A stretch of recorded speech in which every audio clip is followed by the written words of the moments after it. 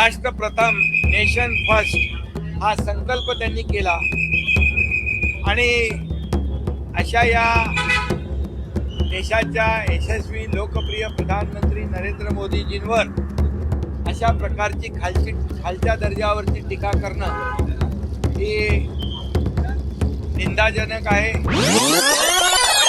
कांद्या प्रश्नावर निर्णय होईल। राज्य सरकार आणि केंद्र सरकार मिळून कांद्या खरेदी केंद्र सुरू झालेली आहेत। 15 रुपये 80 पैसे दराने कांदा खरेदी केला जातोय। शेतकऱ्याला राज्य आणि केंद्र सरकार वाऱ्यावर सोडणार नाही आणि शेतकऱ्यांच्या पाठीशी उभा राहील। हे आंदोलन आता यांना कुठले मुद्दे नाहीत आणि म्हणून हे आंदोलन हा स्टंट फोटोमध्ये येण्यासाठी आणि हे सगळं स्टंट आहे। काँग्रेसच्या सरकारमध्ये यूपीए सरकारमध्ये देखील कांद्याने जनतेला रडवलं होतं, पण त्यांनी भाव वाढवून दिले नाहीत।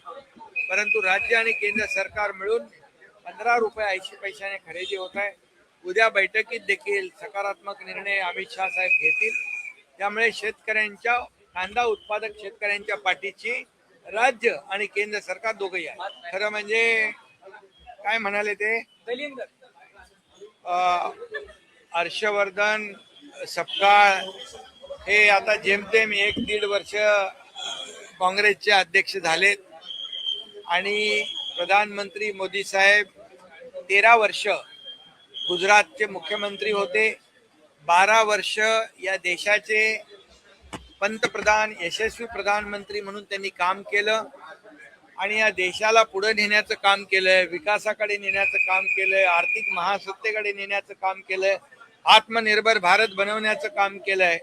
आणि म्हणून अशा ज्यांनी एक दिवसही सुट्टी घेतली नाही, राष्ट्र प्रथम नेशन फर्स्ट हा संकल्प त्यांनी केला आणि अशा या देशाच्या यशस्वी लोकप्रिय प्रधानमंत्री नरेंद्र मोदीजींवर अशा प्रकारची खालच्या दर्जावरची टीका करणं ही निंदाजनक आहे।